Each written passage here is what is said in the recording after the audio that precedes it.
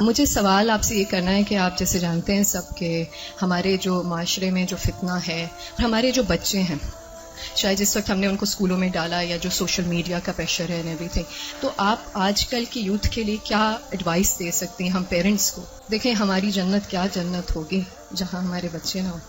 بہت مشکل ہے کیونکہ آپ دیکھ رہے ہیں ہر طرف سے media is playing such an important and such a difficult role کہ ہم پیرنٹس کے لیے اس چیز کو سنبھالنا بہت مشکل ہو گیا اینڈ آل آف دیٹ. اور میں ایک واٹس ایپ پہ میسج مجھے ملا کہ what will happen to my children when I die, but سوچنے والی بات یہ ہے کہ what will happen to my children when they ڈائی.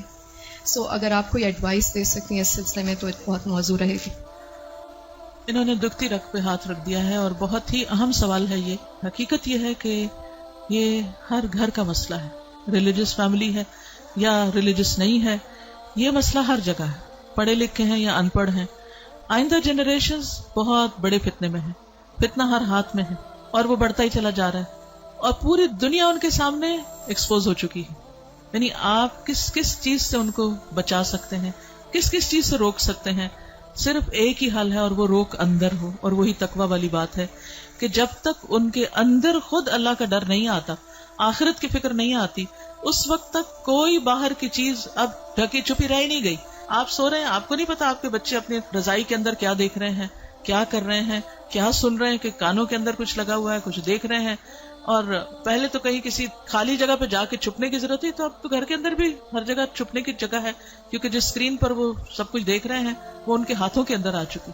اس کے لیے جو پرسنل میرا ایکسپیرینس ہے وہ دو چیزیں. ایک تو یہ کہ ہم اسکولوں سے تو جو اسکول ہیں انہی میں ہی جائیں گے، اور جو باہر معاشرہ ہے اور جو کچھ ہو رہا ہے وہ سب وہ کریں گے، اس سے کاٹ تو نہیں سکتے. میں نے سب سے زیادہ جو دعائیں مانگی ہیں، رو رو کے مانگی ہیں، سجدوں میں پڑھ پڑھ کے مانگی ہیں، وہ اسی کے لیے مانگی ہے کہ اللہ میرے بچوں کو ایمان دے. یہ صرف پچھلے 5 سال میں جتنی چینجز آئی ہیں وہ اس سے پہلے شاید کئی 100 سال میں نہیں آئی تھی. اور پھر دوسرا کیا کیا، یعنی اللہ تعالیٰ سے خود ہی مانگا. دوسرا یہ کہ ہر تھوڑے عرصے کے بعد عمرہ، اللہ کے گھر چلو، کیونکہ اللہ کے گھر کا جو جلال ہے، اور اللہ تعالیٰ اگر انسان کو کہیں سب سے زیادہ محسوس ہو سکتے ہیں تو وہ بہت جگہ ہے. یعنی ہمارے ملک میں، ہمارے گھروں میں، ہمارے ماحول میں وہ فیلنگ نہیں آتی جو وہاں جا کر آتی. تو الحمدللہ ان عمروں نے، اللہ کے گھر کی زیارت نے دل کے اندر تھوڑی سی جگہ بنائی اللہ کو پہچاننے کی. کیونکہ جب تک اللہ کو بچے پہچانتے نہیں، اس کی عظمت کو محسوس نہیں کرتے، وہ اللہ سے ڈر نہیں سکتے، تو وہ تقویٰ نہیں آتا دل میں.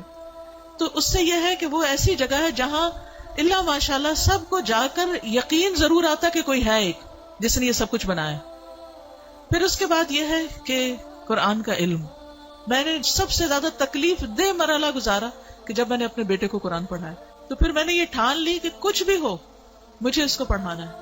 وہ ایج ایسی تھی کہ جس میں کچھ نہ کچھ وہ سننے کے قابل تھا، ورنہ وہ ایج بھی گزر جاتی ہے تو پھر بچے وہ اتنا بھی نہیں سنتے. اور میں نے اپنی ساری مصروفیات کو سیکنڈری کر کے، حالانکہ میں انتہا درجے کی مصروف، گھر کی بھی ذمہ داریاں، باہر کی بھی، لیکن میں نے اس کو اپنی پرائرٹی نمبر 1 سمجھا کہ یہی بات جنہوں نے کی ہے کہ جب وہ مر جائیں گے تو پھر ان کا کیا بنے گا.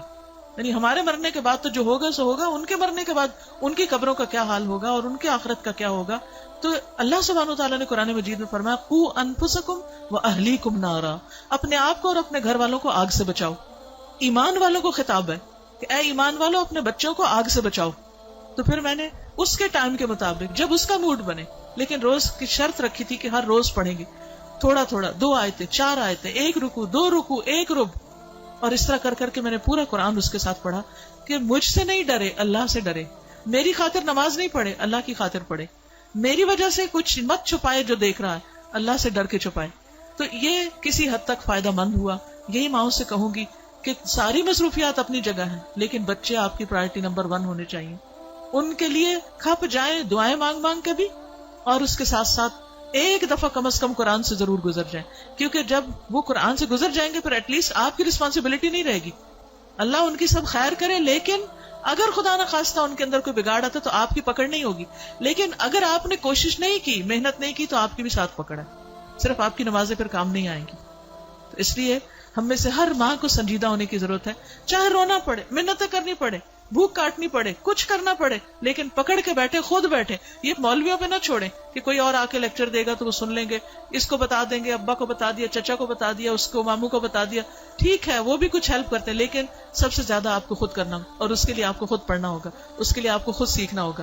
خود سیکھنا شروع کریں اور اپنے بچے کے ساتھ بیٹھ کر خود. پھر یہ کہ بعض اوقات بچے ہم سے سننا نہیں چاہتے، آپ ان سے کہیں آپ ہمیں پڑھ کے سنائیں. بس اس بات کا اگر یقین ہے ان کو کہ یہ قرآن اللہ کی کتاب ہے، تو پھر ان کے اندر یہ ڈالنے کی ضرورت ہے کہ اللہ تعالیٰ نے کیا فرمایا ہے، وہ آپ کو بھی پتا ہونا چاہیے اور وہ ان کو بھی پتا ہونا چاہیے. اللہ تعالیٰ ہماری مدد فرمائے.